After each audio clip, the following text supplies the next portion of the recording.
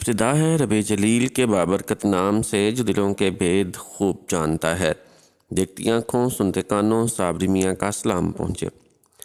ناظرین محترم، آج ہم آپ کے لیے ایک ایسا عمل لے کر آئے ہیں کہ جس کے کرنے سے آپ اپنے دشمن کو زیر کر سکتے ہیں۔ یہ وظیفہ ایسے لوگوں کے لیے ہے جن کے پاس پیسے دینے کے لیے نہیں ہیں، ان پر کسی نے جادو کیا ہے تو اپنا علاج کروا لے، یا پھر کوئی بار بار اس پر جادو کرتا ہے یا کوئی بھی عمل کرتا ہے تو پیسے دے کر علاج کروا سکے اس کا۔ ان لوگوں کے لیے یہ بہت مددگار وظیفہ ہے، ان کو پیسے دینے کی ضرورت نہیں۔ یہ جمعے کے دن چھوٹا سا عمل کر لیں تو کوئی بھی بڑے سے بڑا دشمن بھی آپ کا کچھ نہیں کر سکتا۔ وہ یا تو دشمنی چھوڑ دے گا، یا اگر وہ ایسا نہیں کرتا تو الٹا اس کا ہی نقصان ہوگا، جو آپ کو نقصان پہنچانا چاہے گا اس کو خود نقصان اٹھانا پڑے گا۔ وہ دشمن آپ کا تباہ و برباد ہو جائے گا۔ یہ وظیفہ سبھی لوگ کر سکتے ہیں۔ خواتین جمعہ کی نماز تو نہیں پڑھ سکتی ہیں، مگر اندازاً جب جمعہ کی نماز ہو جائے یا آپ ظہر کی نماز کے بعد پڑھ سکتی ہیں، کیونکہ خواتین جمعہ کی نماز کے لیے مسجد نہیں جا سکتی، اس لیے وہ ظہر کی نماز کے بعد یہ عمل کر سکتی ہیں۔ جمعہ کی نماز کے فوراً بعد یہ وظیفہ کر لیں تو زیادہ بہتر ہے۔ اگر ایسا ممکن نہیں تو آپ اس کو گھر جا کر آرام سے کر سکتے ہیں۔ عمل یوں کرنا ہے کہ سب سے پہلے آپ نے 3 مرتبہ درود ابراہیمی پڑھنا ہے، اور اس کے بعد آپ نے 313 مرتبہ یا منتقم پڑھنا ہے۔ یہ اللہ تعالیٰ کا ایک صفاتی نام ہے، یعنی اس کا مطلب ہے کہ انتقام لینے والا۔ اور آخر میں آپ نے 3 مرتبہ درود ابراہیمی پڑھنا ہے، اور آپ نے 3 جمعے تک ایسے ہی کرنا ہے۔ انشاءاللہ آپ کا دشمن یا تو آپ کا نقصان کرنا چھوڑ دے گا، یا پھر خود ہی تباہ و برباد ہو جائے گا۔ جوں جوں قیامت قریب آ رہی ہے، لڑائی اور دشمنی کے انداز بھی بدل رہے ہیں۔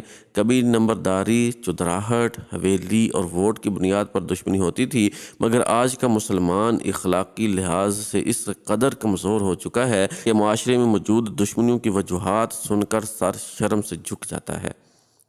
کئی بار یہ تجربہ بھی ہوا ہے کہ روحانی علاج کے سلسلہ میں ای میل اور کالز موصول ہوئیں کہ میں ایک لڑکی کو پسند کرتا تھا، اس نے کہیں اور شادی کر لی ہی ہے، آپ مجھے وظیفہ دیں کہ وہ طلاق لے لے، ورنہ میں اسے قتل کر دوں گا۔ یاد رکھیں، یہ ایک ایسی سوچ اور عمل ہے جو براہ راست خدائے بزرگ و برتر سے ٹکر لینے کے مترادف ہے۔ ذہنی پستی، گھر کے ماحول کی بے برکتی، ٹی وی ڈراموں اور فلموں میں دیکھے جانے والے مناظر ہماری اولادوں کی جڑیں کھوکھلی کرنے میں بنیادی کردار ادا کر رہے ہیں۔ اس ساری صورتحال میں یقیناً ہمیں اپنے جان مال کی حفاظت کی ضرورت ہوتی ہے۔ دشمنی تو سگے بھائی سے بھی ہو سکتی ہے، خاندانی دشمنی، مذہبی دشمنی، سیاسی دشمنی اور پھر روحانی دشمنی۔ بہرحال اللہ تعالیٰ سے خیر کی طلب کرنی چاہیے۔ جو آپ کا برا چاہے اس کی بھلائی کی دعا کریں کہ اللہ اسے ہدایت عطا فرمائے۔ معاف کرنے والے کے لیے اللہ تعالیٰ اور اس کے حبیب صلی اللہ علیہ وآلہ وسلم نے بے شمار انعام رکھے ہیں۔ آج دنیا میں کسی کے گناہ معاف کریں گے تو روز قیامت اللہ ہمارے معاملات آسان فرما دے گا۔ دشمن سے نجات کے وظائف کی اکثر نوبت آتی رہتی ہے۔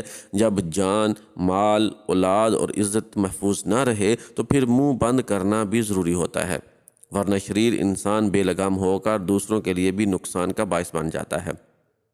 مگر پھر بھی میرا آپ کے لیے مشورہ ہے کہ حد الوسع درگزر کی کوشش کریں۔ اولیاء کاملین کا بھی یہی طریقہ تھا اور ہے۔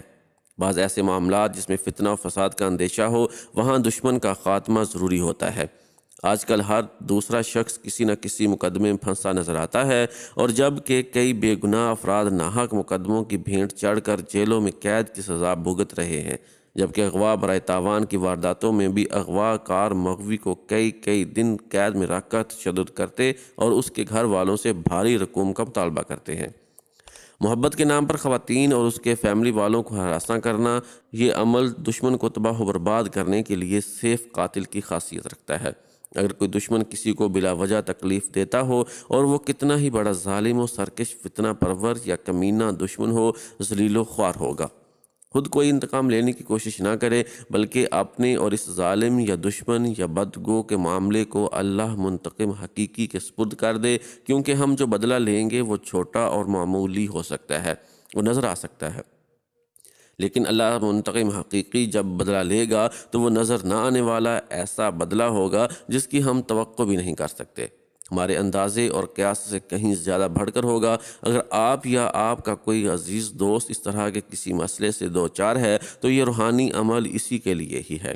اللہ ہم سب کا حامی و ناصر ہو، آمین ثم آمین یا رب العالمین۔